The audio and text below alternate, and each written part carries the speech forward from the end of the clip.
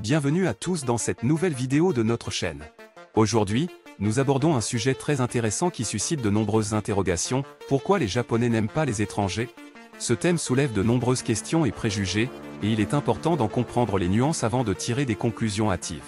Dans cette vidéo, nous allons explorer les différentes raisons historiques, culturelles et sociales qui peuvent expliquer cette perception. Vous découvrirez que cette idée reçue ne reflète pas complètement la réalité, car les Japonais sont généralement accueillants envers les étrangers. Cependant, il est vrai que certaines préoccupations existent et peuvent influencer les interactions entre la population locale et les visiteurs étrangers. Si vous êtes curieux d'en savoir plus et de comprendre les diverses perspectives sur ce sujet, je vous encourage à regarder cette vidéo attentivement jusqu'à la fin. N'oubliez pas de vous abonner à notre chaîne, de liker cette vidéo et de laisser vos commentaires. Vos retours sont essentiels pour améliorer notre contenu et répondre au mieux à vos attentes.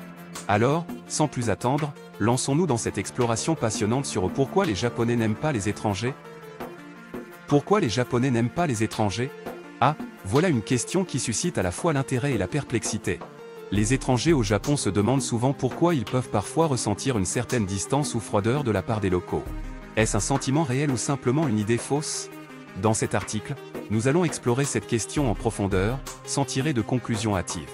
Tout d'abord, il est important de noter que le Japon a une histoire et une culture riche, unique et profondément enracinée. Les Japonais sont fiers de leur patrimoine et de leur identité nationale, ce qui peut parfois créer une certaine méfiance envers les étrangers. Cependant, il est essentiel de ne pas généraliser et de comprendre qu'il existe une grande diversité d'opinions et d'attitudes à travers le pays.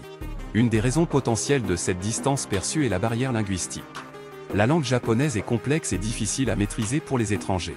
Les Japonais, en général, ne sont pas aussi à l'aise en anglais que dans d'autres pays, ce qui peut rendre la communication difficile. Cependant, cela ne signifie pas que les Japonais n'aiment pas les étrangers, mais plutôt qu'ils peuvent se sentir mal à l'aise ou frustrés lorsqu'ils ne peuvent pas communiquer efficacement. Une autre raison possible est la méfiance envers l'inconnu. Les Japonais sont connus pour être prudents et réservés lorsqu'il s'agit de nouvelles personnes ou de nouvelles expériences. Cette attitude peut être le résultat d'une histoire marquée par des périodes d'isolement et de protectionnisme. Les étrangers peuvent être considérés comme des intrus dans cette bulle de sécurité, ce qui peut expliquer une certaine réserve initiale. De plus, la société japonaise est fortement axée sur la conformité et le respect des normes sociales. Les étrangers, avec leurs différentes cultures et coutumes, peuvent être perçus comme des perturbateurs de l'ordre établi. Les Japonais peuvent craindre que les étrangers ne comprennent pas ou ne respectent pas les codes de conduite locaux, ce qui peut créer une certaine tension. Il est également important de souligner que le Japon a connu une augmentation significative du tourisme ces dernières années. Cette hausse rapide peut avoir créé une certaine lassitude chez certains Japonais, qui peuvent se sentir submergés par le nombre croissant de visiteurs étrangers. Cela ne signifie pas nécessairement qu'ils n'aiment pas les étrangers, mais plutôt qu'ils peuvent être fatigués ou dépassés par cette affluence.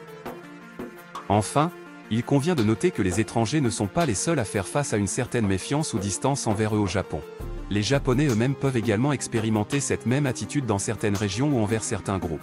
Il est donc important de reconnaître que cela peut être un phénomène plus complexe et nuancé qu'une simple aversion envers les étrangers. En conclusion, il est important de garder à l'esprit que les généralisations sont dangereuses et trompeuses. Il serait réducteur de prétendre que les Japonais n'aiment pas les étrangers en tant que groupe.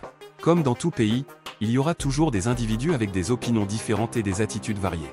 Il est essentiel de faire preuve de compréhension, de respect mutuel et d'ouverture d'esprit pour construire des relations positives et enrichissantes avec les Japonais.